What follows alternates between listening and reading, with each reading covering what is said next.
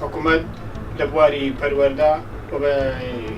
لە سێکتەری پەروەردە کار بکاتن بە تایبەتی لە بەرنامەی کابینەی نوێمی حکوومەتی هەرێمی کوردستان کە بەڕاستی جێی چاوی ئەوەی تێدایەکەوە شوێنی هەموو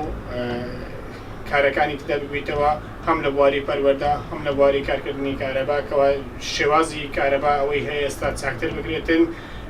وەک زۆر گرنگە لە بواری گەنجان لە بواری گەنجان حکوومەت کابینەی نوێ ئەمجارە بیر بکاتەوە بۆ ئەوەی ینی هەلی کاری نوێ زیاتر لە بۆ گەنج و لاوان بەڕەخسێنێتن هەقوایە پێشمەرگەزک و برا پۆلیس و ئاسایش و ئەوکان پاشەکەوتی موچیان نەمینێ پێشمەرگە هەقوایە ژیانی خۆش بکرێت ژیان و گوزەرانی پێشمەرگەی خۆش من وەکو پێشمەرگێک زۆرم پێخۆشە هەموو برا پێشمەرگەکان ژیانیان خۆش وەکو خەڵکی ئاسایی وەکو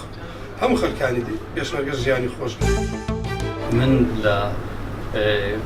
حکوومەتی ئایندەدا ئەوەی کە لەلای من گرنگەوە دەمێتن کە پێشنیاری بکەم ئەوەیە کە حکوومەت بتوانێتن وزەی گەنج بەکاربێنێتن و لە هەمان کاتیشدا ئافرەتیش بێتە پێشەوە لە دام و دەستگاکاندا بەشداری بکاتن. کابینەی نوێی حکوومەت پێک بهێنێت تاکو خزمەتگوزاریە سەرەتایەکان بنچینەکان بۆ هاوڵاتیان